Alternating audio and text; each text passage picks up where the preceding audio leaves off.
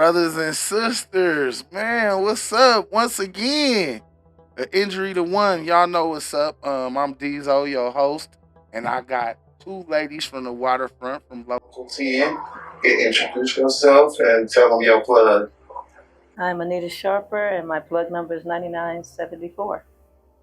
Danielle Thompson, 101480, Juicy Rose. Y'all see that? Okay, so y'all know on the injury to one, this how we do, man. We want everybody from all 60 locals to come sit down on the couch and come put your tools down on the table and let's have this conversation. So let me ask you, why did you want to be a part of the ILW? Well, first, I have a generation. Started back in 1955 when my Uncle Billy Skinner had signed up for it. Back in the day, you went by just a Social Security number. Mm-hmm. So he got out the Army, went to Sacramento. At that particular time, that's what they were doing, the hiring. Mm-hmm. And it was really bad than what we're going through now. I've been really fortunate because when he went, he slept on a bench for 2 nights. And he went fortunate. Yeah, he was put his time. And then when he did, the Army called him back. So when I realized where he left off that's what made me go the opportunity to fill out where he left. And I've been with ILW for 23 years. I have 9 more months and I'm retiring, and it's because of my Uncle Billy Skinner that why I'm here today. Okay. My mother's oldest brother. Yeah, let us know why you want to be a part of this ILWU. Well, my stepfather was here, and then some of my stepfather friends that I consider my uncles, like Coach, Duke, and I kind of knew what it was about because we used to come down to the hall when my dad was here. And who was the guy that used to be in the back of the hall that was selling stuff? Earl. That's who I used to be down here with. Earl Frank. Yeah. And so, as a kid coming down here, you like, I want to go because, they always buying you stuff. Right. So it was more, to me, family oriented. Mm-hmm. I guess when I was younger, until I got into being an actual longshoreman.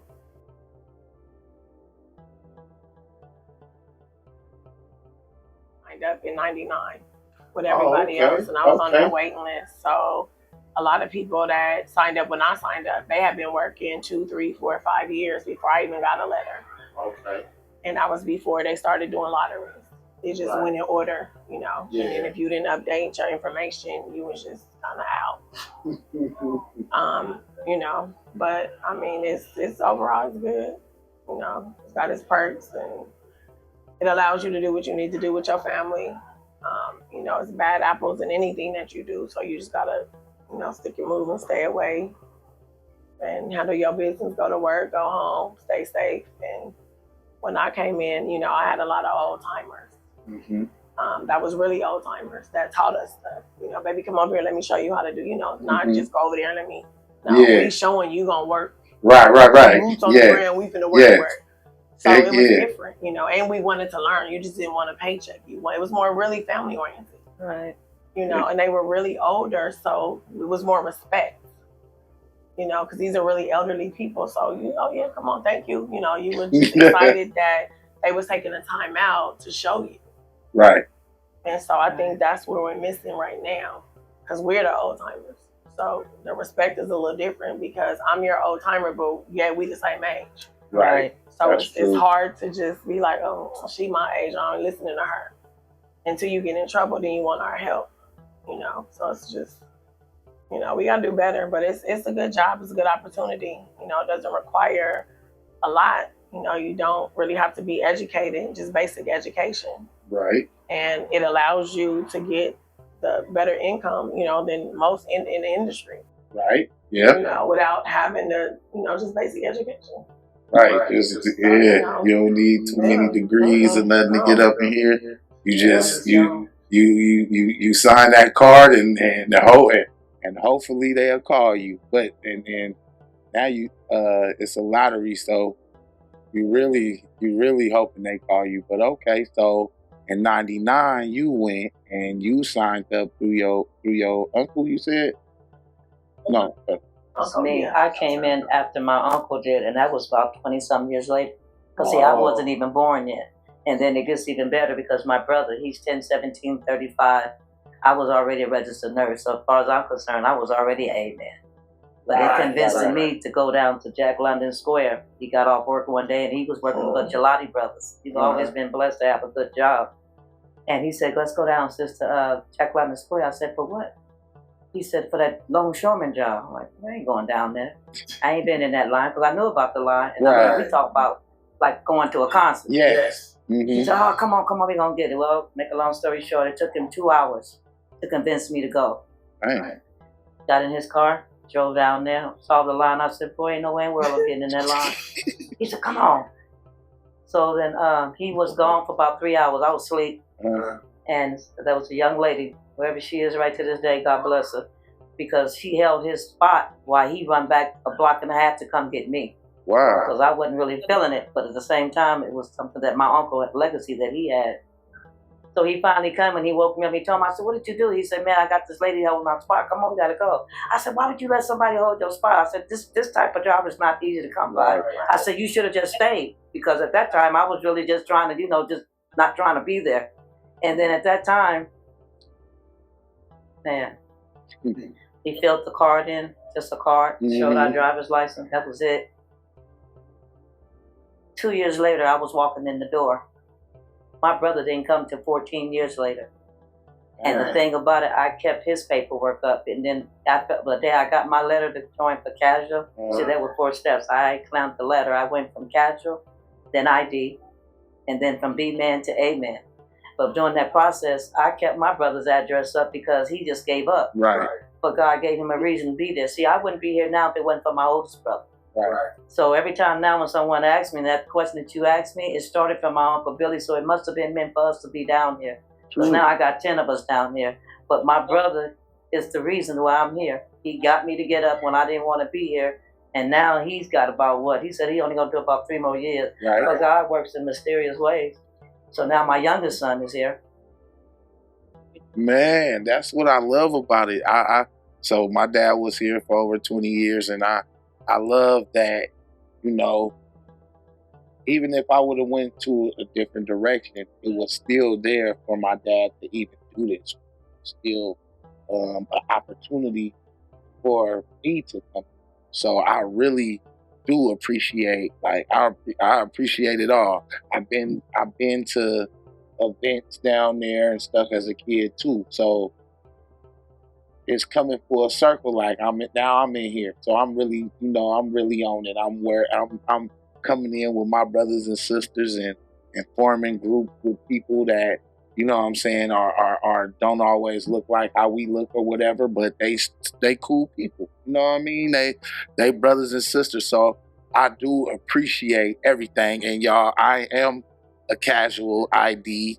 My number is 3815. So y'all know this is not no thing where you have to be at the top of the mountain. These are 2A women, but you can come because this is a platform for us all. So now here we go. Let's get down to the nitty gritty. Okay, y'all ready? So y'all been in there a while. Your number's 4 digits. Yours barely 5, but 6 or whatever. But so looking back at the time that y'all been in there, damn, time was really almost 30 years ago. So you look at you've been in there hella long. You know what I mean? 4 numbers. So looking back at the time that you've been in and members of Local 10, can you name me a time that fundamentally changed you and made you feel like this is what solidarity is about? What showed you what it is to be like one, like out there? For me, it's when Coach died. Okay. Coach taught me a lot. Your father, Dickie, put me under their wings. Mm-hmm. And that was the most moment for me when I knew what it was to really be a longshoreman. Okay. Because he would take the time out to teach me. He would take the time out to show me. So did your father. And I've watched a lot of different things in the industry, what solidarity was supposed to be. At a particular time when I was there, I didn't see it. But that's just what I was experiencing. But when I lost Coach, for all the things that he put before me and told me this is what you do and this is what you don't do. Always keep your nose clean and realize who you hang around with. That was really the ultimate for me. And as I sat there and watched him and laid him to rest, that brought me into my full circle. Okay. Because everything he performed and put on the platform to teach me where I was. When I came in, I was 43 years old. I'm 66 now. So I have to say, when I lost him, that's when I started realizing exactly really what I had to be a longshoreman. Because the forefathers before them taught me, and that person was coach. Okay. So before the end of time of that, then I had Joe Father, I had Sidecap, I had who they call Lamar, I had the old timers, I had Manny. That's another different story, but when we lost Manny, there's so much stuff that the longshoremen have so much heart to learn right now. If they came in with the old timers the way that I did, you would appreciate this job more. Because the new ones that's coming in, they got a lot to learn. I've listened to some of the conversation they say, and you know, I just inherit and I listen. But they got a long way to go. They have a long way to go. Because see, sometimes you have to sit back and listen to what some of the elders are telling you. Right. Because if you don't form that platform, what you is, you're not gonna make it on this industry. See, it's just not coming to the job. Well, we make good money, we do a lot of different things, but it's recognize what we do when we do our job. It's just not the title of being a longshoreman. It's solidarity, like she said. You got to look out for one another. You know, like my son is in here now. He's 39, 47. He watched me. Right. So he knows the game. I used to tell you, this is my thing when it came to me. When my son came in, I had a daughter before that she chose to go back to school, which is a good thing. I always told them, if I introduce you to anyone on the industry, that's somebody that I actually indulge with, somebody that makes sure that I'm good. So if I'm introducing you to them, that's somebody I'm going to make sure that you're good. But if I don't, I just tell you to keep doing what you're doing. That's something you don't go into. Don't get in that circle. You got to know what you're doing when you come in this industry. Because if you don't, you're going to get yourself hurt. Then solidarity, it takes more than just saying, okay, the injured one is injured all. To me, sometimes that's not true. So you got to make sure what you're doing when you come to this industry, that you are going to look out for your person, look out for you. Because when you came here, you signed that paper, but not only just to say you're going to do this job winter, fall, spring, or break. It doesn't work like that. You have to really know about being this job. We do so much across the world. They don't say so many things when we do something good. But you know what I'm saying? But you have to still local that this is what we do for a living. Outside people out there don't know what we do. We get up every morning and go to the hall to get our jobs. And it ain't always be peachy and cream, but when we do, we take care of the industry. And the industry will take care of you. So I say to the new people, learn something, read your contract book. Still talk to some of the old timers that are still here. So when you do and you forfeit yourself for your job, you'll know how to teach that next person. As my cousin Danielle said, we are the old timers now. But you got to learn to love and take care of each other. Because now it's not going to work. It's just not going to work. So what you think, Gail? What's the time that showed you that the solidarity? I would have to say when we actually went on strike. Oh, okay. Between that time and then when we had the COVID. Because that made not only all of us like more aware of what's going on and just how much of an impact we had in the world, period. Because if the ships are not coming in, you know, the shelves are empty. Yes. So I think that was a turning point for everyone because it's not just, oh, they make good money. It's like coming to work because the ships come like, we can't get paper, we can't get, you know. So it was just, we run everything. Like we really control like whether it's good or bad. So I think that was more of a wake-up call for all of us. And it's just, I think more people came together because a lot of people wasn't really set up for this because they didn't really know. You know, so I think we became more with the brother and sisterhood because now we're sitting here, you know, we have the same struggles, we got the same hustle.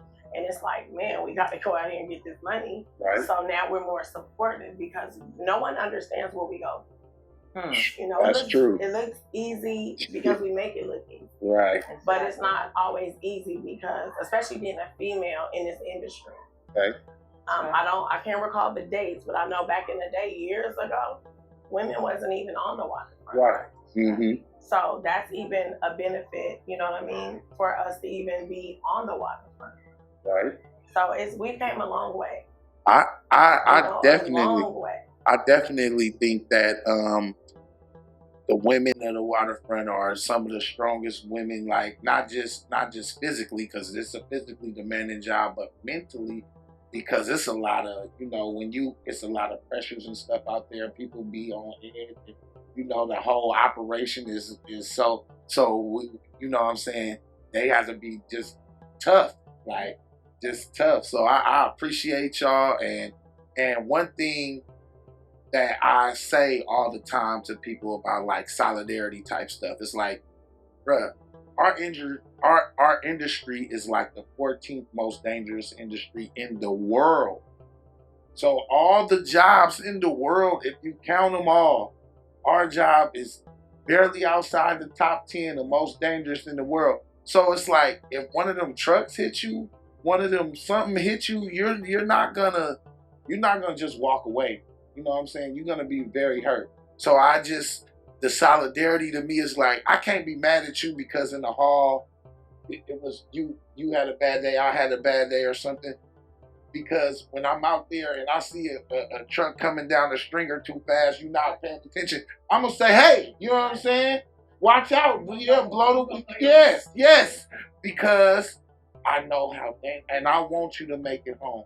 So I always tell people like, man, our petty stuff against us is something that we should get over, especially this career. We're gonna be around each other for a long time. If you plan on being here, we're gonna be around each other. So I just be like, if it's anything, let's try to work it out. Brothers and sisters argue at home, they fight at home, but they work it out. Then y'all better not come mess with us. So you know what I mean? We family, and that's how I feel about it.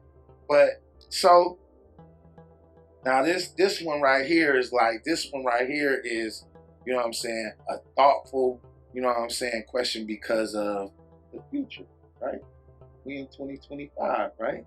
So you guys being members of Local 10, being a part of the ILWU, what do you think some of the biggest challenges in the future are going to be for the union and for our local as a whole? That's a good one. And it's also a tough one. If the industry lasts for as long as I hope that it will, so the ones that are here now, that automation don't come. I will say that first for me, and then I will leave that a point blank that would not come, but it's been talked for years and years. But if it did, it would be that would cut the longshoremen's off. Mm-hmm. If it came to a point for animation, we got to look towards the future, to what's been. Hopefully, they'll never touch right now. But that is something that I would say, for far as me, would be that factor. Automation. I would agree with that. I know I've worked a lot in Southern California. Okay. They have several ports with automation. Can you tell them what local that is in Southern California? Local 13. Okay. And I know, right. And I know one of the terminals that I worked at, I don't remember which one, but it is one of the automated ones. And for a long time, when they first started, they thought that someone was controlling it. And they wasn't. And the only way because we were talking about it. And so it's an actual crane operator that's in the crane. Okay. But the topics, and I don't even think it was topics. I think they would just, I don't remember how they did it, but it was the tractors. Okay. And they would just move, and it would be weird because we have to climb up on the platform. So the only thing the dock people did, we either put the cones off or took them off. Right. And the crane operator would take the containers and put them on the ship. And then the bomb carts would come up. It was automated. And if they get too close to their BB, and we were like, what? But it was nobody in there. Right. But what happened was they end up colliding. So it took them a long time to get, like, almost, I think she said 6 months to a year to get back on track. Wow. Because they realized then people were not manual. I don't know how they was controlling it. Wow. But it was nobody like somewhere, I don't know, however they did it, but it wasted a lot of money. They can only go so fast or so slow. Right. So they would never be able to replace what we do as humans. Right. As long as we stay on task, have each other's back, work together, and make everything, work like it's supposed to work. Because what you do and what I do, it matters. Yes. That's right. So everybody has to pick up their slack. I can't look at you, hey, can you do no? You stay on your side, I'll stay on my side. And everything that everyone does keeps everybody safe. Yes. So I think that's the bigger issue. Even if it is automated or not, they can't do what we do. They can't see what we do. They can't move quickly. We can either slow it down, make it fast. They can't do any of that. Right. So, I get it. Yeah. But in the same token, as long as we stay on the same page, and I think now members are starting to pay attention because it's like, oh, they gonna do this. They might, so they're starting to get work. They're starting to come. They're starting to do the job. You ain't let me leave. It's like we really work. Yeah, I'm gonna stay until it's over. So protect the job. Yeah.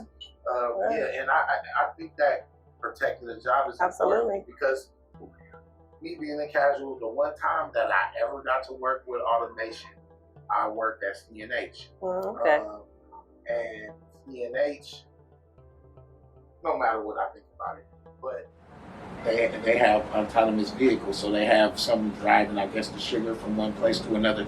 And when I was talking to one of the bosses there, he was like, that cut out 12 jobs. 12 people. So I was like, dang, automation is crazy. Yeah, we want to fight against that for as long as possible. And that to me is a thing too. I feel that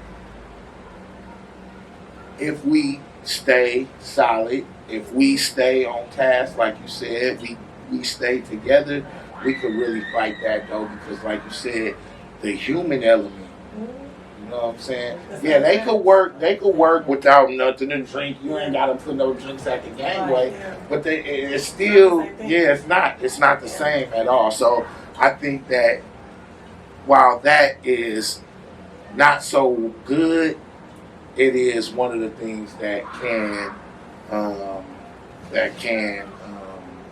hinder us. But I think that, like I said, as long as we stay solid, everything should be good. So the one last thing we want to say, go ahead. The only thing that I wanted to say, I feel like we all have a different group of people. Like my cousin's been here longer, so it's a lot of people that respect her based on her age or just the people that she comes in contact with from the different terminals and just the time frame. Okay. I have certain people that I deal with. But if we all take the information and everything that we have in our platform, then I feel like we can come together collectively as a union and put us back on track. And that's one of the reasons why I ran for business action. Okay. Because when I first came in, I came in as an ID, and a B, and an A. It was a lot of questions that I had, even though my stepfather and family was sitting here. But now I'm on my own platform. I want to know for myself. So when you're trying to figure it out and you're in the hall, you're trying to research, you're trying to get information, you're trying to read as much as you can because that's how you learn it. Right. But then when you don't really understand it and you go to certain officials or people, it can be 5 people, you get 5 different answers. Right. That doesn't work for me. So I had to do my own research, so many different levels to understand. So, and then when you come in and you sign your paperwork and you get your elevation, we are under oath to do certain things, to work distractors, to do certain things that we have to be, kind to each other. Integrity, like all of this is who we are. It's not just cutting on smoothly. Right, yeah. Like, it's not that. So people get it. It's good money, but, I don't want to be the only one making money. My people, my peers struggle because I need you and I need to make sure we're on the same page. I need your back. Make her get hurt. I've seen people do stuff because, so, like you said, when you get hurt, you really get hurt. You don't bounce back. Yeah, no. So people need to not be in their feelings and understand, I might not like you as a person, but we're not here for you. Right. Yeah. You know what I mean? let's go in here, get this money, make sure I'm safe, you safe, and we go home. That's it. Don't mean we like each other, we just like each other. But I can be cordial and I can work with you. Yeah. Because when I come to work, I didn't necessarily come down here to make friends. But it's a blessing that in the process, probably the same group of people that's cool with everybody. Right. They're respectful, we talk to each other like, and we don't disagree. Yes. But you have to know how to be a people's person, not be disrespectful. We're going to be there for a long time. We're going to be a long time. So, we have to have the right information. We have to understand so we can be how we need to be. Because you just working it for you don't really know what's going on. Well, Trey, when he came, he said that one good thing about it is that our library, which is on Van Ness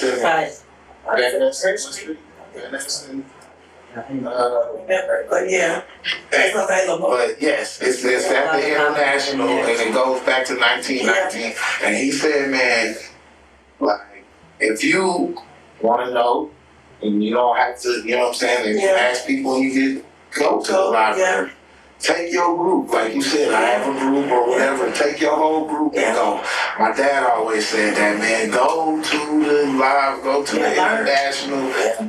The people there are here for us, and so I tell the people, like I've been saying, y'all come here. I'm here for y'all too. I'm here for us. Okay, so now beyond all the money, beyond all of the health care and all of this, your retirement and all that kind of stuff, right? Overlooking everything. Tell me something positive besides the money, besides the retirement, besides all that we could give to the future members or to, you know what I'm saying? Tell me something positive about it. I would have to say the brother and sisterhood, the bond that we have is unmatched, and we spend a lot of time with each other, away from home, away from our kids and families. We're here early in the morning, late nights sometimes, we have the ability, if we want to or need to double, triple, but like I said, most of the time we're here. Mm-hmm. So we're dealing with each other, good side, bad side, right. So that's why for me, I'm a people's person, but, to some people I might be a lot. I'm very observant. You're observant. So the fact that we work so long together, and it don't even have to be a long time, but if I'm around you enough, I can know when something's not right. Right. You know what I mean? Just like my cousin, I'm not as good as she is with it, and sometimes I might not know what to do, but I know who to call. Right. And there's been a few times where somebody really was going through some stuff, and I didn't know what to do other than to hug you, hold you. That's all I have for you. But that was enough, but it wasn't enough because it was more than that. And immediately I reached out, and we was together on break, and I reached out to her again, and she put her on the phone, and she instantly, and it was. Yeah. Sometimes you need that because we go through stuff, and then we got to come to work and go through stuff. So sometimes it's nothing to talk about, but sometimes you just need that good old fashioned just hug. Let people know that you got me, without even saying nothing. Right. So, I think for me, I pay attention to the stuff you say and the stuff you don't say. I pick up on body language. And that's just, something that I've always had. I like that. That's very cool. Yeah. Right. I agree with her because you have family at home. But when you've been there as long as I have, there's another family. Yes. I have a lot of sisters and brothers down on the industry. And I've watched good times, bad times, and we've been there for each other. So I have to agree with Danielle that, there's a time that you have to be there because you never know what somebody's going through. I might come to work and I'm smiling like a JoJo. Right. But there's a lot of things could be going on with me. Someone just say, hey, Mita, how you doing today? That right there could just make me like, wow, somebody may have saw this expression on my face or whatever. But just what she said. There's a lot of people on the waterfront, as far as what I see on Local 10, that really cares about each other. And that makes a big difference. It gets you through the day. Because sometimes, coming to this job is frustrating. Is people sometimes they could be rude, but you try at the same time you still try to get through the day. But I see longshoremen more than I see my family. Right. So when I get home, I try to unwind it, throw it off, get home, and leave with all that's left behind when you get to work. Because sometimes when I get home, I can't shut down because somebody that really had a bad day, or we even lost somebody. So I have another family, and it's ILW. Right. So we have to learn just to, take care of each other. Oh yeah, I definitely, I definitely think that y'all hit the nail on the head. I mean, outside of my family, I just had a kid not too long ago, and outside of my immediate, I be around a lot. I'm a casual. I'm in the hall. One man, one job for us, no matter what. Nobody picking up nothing is nothing. We're in there talking with each other, having different conversations all the time. Right. And when you go to the hall and you be up in there for like a month, 2 months, and you telling your spouse, your partner, your whoever, it don't even gotta be that. It could be somebody that's just dependent on the money from, and you don't come back with money. People don't really know that lifestyle. So that's why I'm like, that's a good camaraderie thing. That's a good thing to bring us together. And to me, outside the benefits and money and all that and praises and whatever you get from, you know what I'm saying, the tangible stuff. I think that's something cool. I think that me being able to go to like Hawaii and tell a person, oh, I'm in the ILWU, and they are too. Right. Or Alaska or Canada or any of these conventions or caucuses we have. I think that's some stuff that like put us together. That's solid. And even though I may not know this person in Alberta, Canada, or and you know what I'm saying, but they're gonna be on the front line with us when we pick it. Right. They're going to be on the front line with us when we going through whatever it is we going through. We going to go through it as a whole. And we might not have met each other at all. Right. But we still under the same oath. Right. So that's what you know what I'm saying? That's what I love about it. And that's what I think is different from the money, from the, you know what I'm saying, it's the bonds. So y'all got anything else to let us know? And just take care of your job. Your job will take care of you. ILW for life. Local 10, 9974. Bring it, FOXX. Call me Fox all day. It's what I do. That's why. Listen, Fox. You can't see it. She plays too much. The only thing I wanted to say on that note, this has nothing to do with that. But I know, like, the stuff that brings people closer together would be food. Okay. Especially free food. Yes, yes. Good free food. Yeah. So I think that's why I do that. And I don't expect anything in return. That's a hobby of mine. I enjoy cooking. And sometimes, it's been situations where, even though we do make money, the more money we make, the more we put out. And we take care of everybody in our family, literally from here, there, wherever. So it's been times where I didn't want anything. I didn't tell people because I don't know. I'm the type of person, I wake up and be like, you know what, I'm about to do this. So I can't tell you. She always get in on board, but I don't know most of the time when I'm gonna do something. I just do it because I feel like it. So it's like, oh, you told me, whatever, next time, And a lot of times we'll eat, but that's our time to get to know each other, and sometimes, that person might be stressed out, money might be tight until payday. Like, well, this was good. But then, next week I see you again. You ain't have to do that, I know. But you didn't have to do what you did. Right. And then I'll be like, oh, and then they be like, and I'm like, oh, okay. So, but that's not the reason why I did it. Of course. But I know when it comes to food and drink in certain atmospheres, even though you're at work and that hour seems like a long time, you can do a lot in an hour. Yes, you can. And when we do that, then it's like we get back on track. It's a bond. Even though it's but that We got food. We finna do this. Let's eat. My sister, my brother now. You're gonna be making plates. So it's like it brings you like a reset. Kind of like the virus. When we had that, then we came back to work. Everybody was nervous. We didn't know what was going on. I got this savings is keep depleting. I don't know if I'm gonna work again. We getting this money they're gonna give us, but guess what? We the front line. We gotta go to work. Yes. Right. So it's a little bit of all of that. But when you're when you understand the impact that you can have amongst people, then you have to stand on your platform and you have to use it whichever way you can. Right. And that's one of the reasons why I do that. And I don't want nothing in return. I just want everybody to be on the same page. Yeah. And I think the more education people get, then the more they'll understand. Because if I see you do something, it's like, oh, well, they did that, a few times. Okay, then we, each one teach one. Let me help them, and you just reciprocate, because that's how we did. That's how it was taught to me. So that's the only way I know how to do. And it's not that we want anything in return. I just want everybody to be safe, go home, and have a real, genuine bond, and not be cutthroat. That's it, and be safe. Right. Same, man. Yeah, that's it.